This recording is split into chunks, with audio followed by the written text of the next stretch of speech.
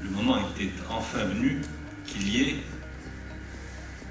un discours de vérité, un discours historique et une remise en ordre de la référence méditerranéenne. Il faudrait faire découvrir cette histoire. Et c'est, je pense, le rôle que devront jouer les enseignants que nous devons former.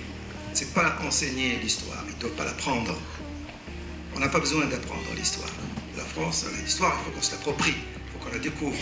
Et quoi de mieux qu'un ouvrage qui justement ouvre l'esprit, la curiosité et peut amener justement à d'autres histoires. Et ce qui me paraît différent, mais peut-être je me trompe, dans le projet qui a été imaginé ici, c'est qu'on se tourne d'abord vers les éducateurs, vers ceux qui pourront ultérieurement informer, apprendre et enseigner. Je pense que c'est à la fois plus ambitieux et plus modeste, et en tout cas c'est à mon sens un gage de réussite.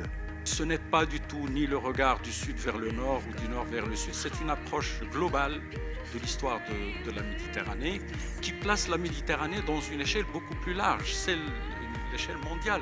Et je crois que nous avons besoin de ce regard des scientifiques qui ont travaillé ensemble, comme ils ont dit, non seulement en équipe, mais d'une certaine forme libérés de leur identité nationale. Et le mérite de ce livre-là, c'est, comme je l'ai dit, c'est de faire la part des choses et de se dire qu'on a énormément de choses à se partager. Pour nous, en Mauritanie, ce livre est très important.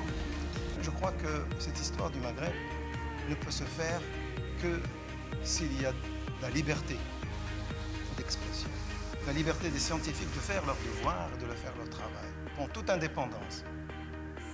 C'est comme ça qu'elle peut se faire. Ce n'est pas une histoire des nations, c'est une histoire qui est une histoire commune, comme cela est pour le cas de la Méditerranée, mais qui ne peut être écrite que par des gens libres.